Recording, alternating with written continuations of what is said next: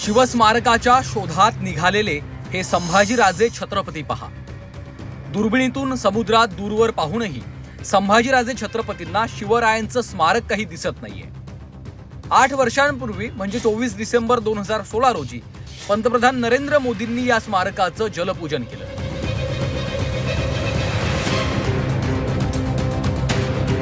पण या स्मारकाची एकही वीट रचली गेली नाहीये। स्मारक रखडल्यानं संभाजीराजेंनी स्वतः स्मारक शोधण्याच्या मोहिमेची उपरोधी घोषणा केली। संभाजीराजे कार्यकर्त्यांसह मुंबईत दाखल झाल्यानंतर पोलीस महासंचालक कार्यालयाजवळ कार्यकर्ते आणि पोलिसांची झटापट झाली। शेवटी निवडक कार्यकर्त्यांच्यासह संभाजीराजेंनी शिवस्मारकाची पाहणी केली आहे। 2-2.25 तास 2.5 तास मोजके शिवभक्त, बाकी शिवभक्त इथं येऊ शकले नाहीत, त्यांचे मी आभार व्यक्त करतो। त्यांनी शांत बसले। मोजके शिवभक्त आणि मीडिया सुद्धा आमच्या बरोबर होता। आम्ही 2-2.5 तास फिरलो, पण शिवाजी महाराजांचं स्मारक हे कुठं पाहायला मिळालं नाही। शिवाजी महाराजांचं स्मारक मी दुर्बीणमधनं पाहत होतो, कारण का ते डिरेक्शन कुठं आहे हे मला कल्पना होती, बाकीच्यांना नसेल, पण ते दुर्बीणमधनं सुद्धा जवळपास काय ते दिसत नव्हतं।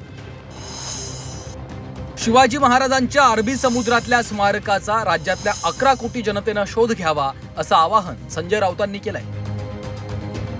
शोधलं पाहिजे। छत्रपती शिवाजी महाराजांचं स्मारक शोधण्याची जबाबदारी या देशातल्या 11 कोटी जनतेवर आहे आणि नरेंद्र मोदींच्या हस्ते त्या समुद्रातल्या स्मारकाचं पूजन झालं होतं। भारतीय जनता पक्षानं फार मोठा गाजावाजा केला होता। शिवस्मारक झालं पाहिजे ही भाजपची भूमिका असल्याचं उपमुख्यमंत्री देवेंद्र फडणवीसांनी सांगितलंय। शिवस्मारक होऊ नये यासाठी कोण कोर्टात गेलं याचा शोध घेतला पाहिजे असंही फडणवीसांनी म्हटलंय।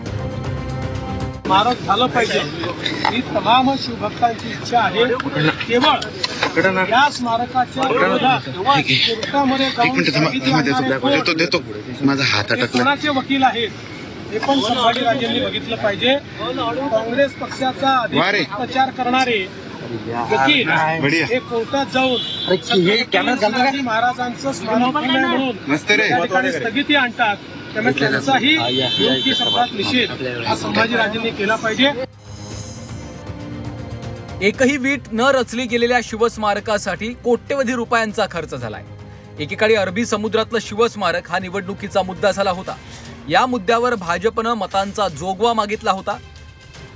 पण या स्मारकाची सध्याची स्थिती काय, हे स्मारक का होत नाही याबाबत भाजप काहीच बोलायला तयार नाहीये, हे मात्र न उलगडणारं कोड आहे। मनोज कुलकर्णीसह ओम देशमुख, झी 24 तास, मुंबई।